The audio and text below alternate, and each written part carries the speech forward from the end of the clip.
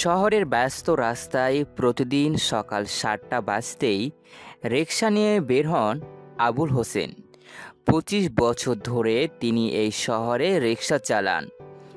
তার রিকশার পিছনে ছোট্ট একটি ছবি, মালিনীর শৈশবের ছবি। মেয়ে যখন ৫ বছরের তখন তোলা। আবুল হোসেনের সব স্বপ্ন, সব কষ্ট, সব কিছুই ওই একটাই মুখের জন্য। মালিনী এখন কলেজে পড়ে, শহরের সবচেয়ে বড় কলেজে, ইন্টার ফার্স্ট ইয়ারে সায়েন্স নিয়ে পড়ছে।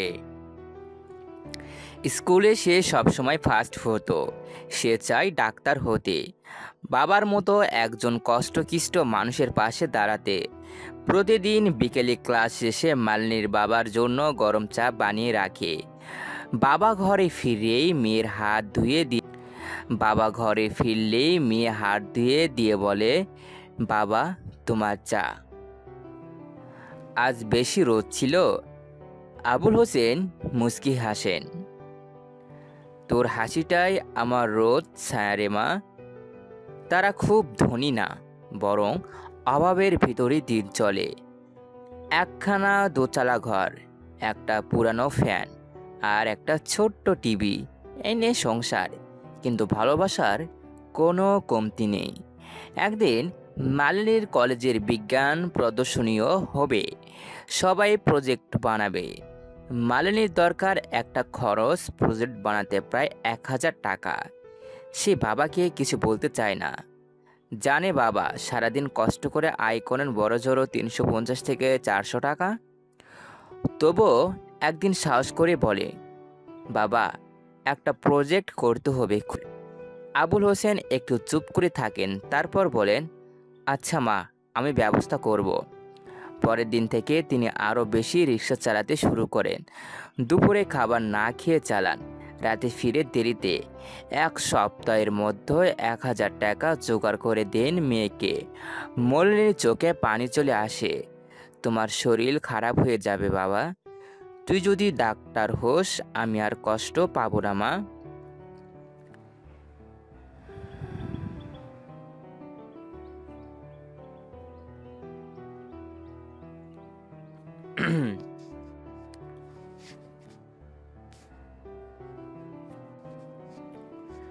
কলেজের বিজ্ঞান প্রদর্শনী নিয়ে সারা কলেজে এক আনন্দময় উত্তেজনা। সবাই নতুন নতুন আইডিয়া নিয়ে এসেছে। কেউ সৌরবিদ্যুৎ, কেউ রোবোটিক হাত, আবার কেউ পরিবেশ বান্ধব ঘরের। মালিনী বানিয়েছে স্বল্প খরচে পানি পরিশোধন যন্ত্র। সে জানে গ্রামের মানুষরা কখনো বিশুদ্ধ পানির অভাবে রোগে ভোগে। তার বানানো প্রজেক্ট ব্যবহার করা হয়েছে কয়েকটা প্লাস্টিক বোতল, কয়লা, বালি, কাপড় আর কিছু ছোট্ট সরঞ্জাম। বাবার কষ্টের টাকা কিনা, কিন্তু তার চোখে মুখে আত্মবিশ্বাস। জাজরা পরীক্ষায় এসে একে প্রজেক্ট দেখছিলেন। মালিনীর টান এলো, সে গলা শক্ত করে বলল, আমি দেখাচ্ছি কিভাবে আমরা গ্রামের সাধারণ মানুষদের জন্য অল্প খরচে বিশুদ্ধ পানি তৈরি করতে পারি। তার উপস্থাপনা ছিল পরিষ্কার, আত্মবিশ্বাসী ও বাস্তবমুখী। শিক্ষকেরা মুগ্ধ হলেন। প্রদর্শনীর শেষে ঘোষণার সময় পুরো কলেজ চুপ। প্রিন্সিপাল বললেন, এবছর সেরা উদ্ভাবনী প্রজেক্টের পুরস্কার পাচ্ছে মালিনী আক্তার। হঠাৎ যেন মালিনীর কানে কিছুই আসছে না, চারপাশে করো, চোখ ভিজে গেছে আনন্দে। সে শুধু বাবার মুখ মনে করে, যিনি আজ সকালে ভোরে উঠে রিকশা নিয়ে বেরিয়েছিলেন। মালিনীর হাতে একটা সার্টিফিকেট, একটা ছোট্ট ট্রফি আর একগুচ্ছ হাসি নিয়ে বাড়ি ফিরল। দরজায় দাঁড়িয়েছিলেন আবুল হোসেন, ক্লান্ত শরীরে। মেয়ে এসে গলায় ঝাঁপিয়ে পড়ল, বাবা আমি জিতে গেছি, প্রথম হয়েছি। আবুল হোসেন কিছুই বললেন না, শুধু মেয়ের মাথায় হাত বুলিয়ে দিয়ে বললেন, তুই তো আমার আগে থেকে জিতে আছিস রে মা, আজ শুধু সবাই জানলো।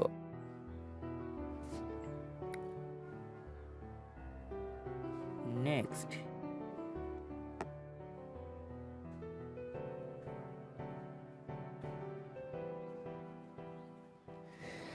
মালিনীর কলেজের প্রথম হওয়ার খবরে আশেপাশের মানুষজন অবাক হয়ে গেল। পাড়া প্রতিবেশীর চোখে মালিনী হয়ে উঠল এক রোল মডেল। মালিনী জানে কলেজ শেষ হলে তার স্বপ্ন পূরণের দরকার মেডিকেলে ভর্তি হওয়া, আর সেটা মানে এক কঠিন যুদ্ধ।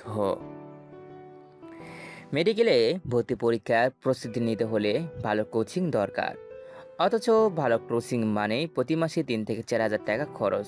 বই, নোট, ফ্রি সব মিলে খরচ হয়ে প্রায় 40-25 হাজার টাকা। একদিন রাতে মালিনী মাটিতে পাটি পেতে বাবার পাশে বলল, বাবা, আমার কোচিং করতে হবে, মেডিকেল কলেজে চান্স না পেলে আমি ডাক্তার হতে পারবো না। আবুল হোসেন কিছুক্ষণ চুপ, তারপর ধীরে ধীরে বললেন, মা, এ বয়সে শরীর আর আগের মতন চলে না, তবে আমি চেষ্টা করব। সেই রাতে আবুল হোসেন নিজের পুরানো সাইকেলটাকে ঠিক করালেন, নতুন করে আলো লাগালেন রিকশার সামনে, কারণ এবার তাকে রাতে চালাতে হবে, দিনের পর রাত, আর বিশ্রাম ছাড়া। কয়েকদিন পর এক সুন্দর সহজে নামে, ভিজে রাস্তা ঠান্ডা হওয়ার আর কুয়াশা মিশে শহর যেন জমে আসে। এমন এক রাতে আবুল হোসেন রিকশা চালিয়ে ফিরছিলেন, হঠাৎ রাস্তার মোড়ে পিছনে পড়ে যান। রাত 11টা, তখন মালিনী তখন পড়ছিল। কেউ এসে জানালো, ও সরি।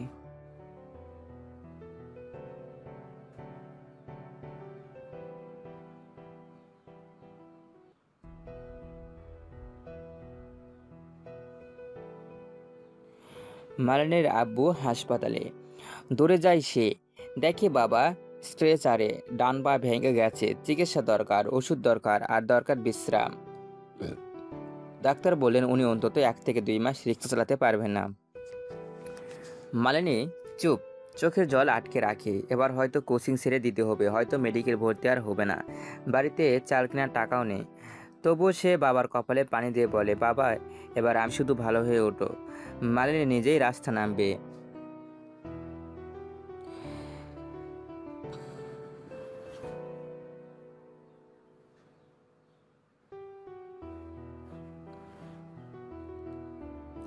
বাবা একজন শস্যশায়ী, পায়ে প্লাস্টার, ওষুধের গন্ধে ভরা ঘর, অথচ মালিনীর চোখে জল নেই।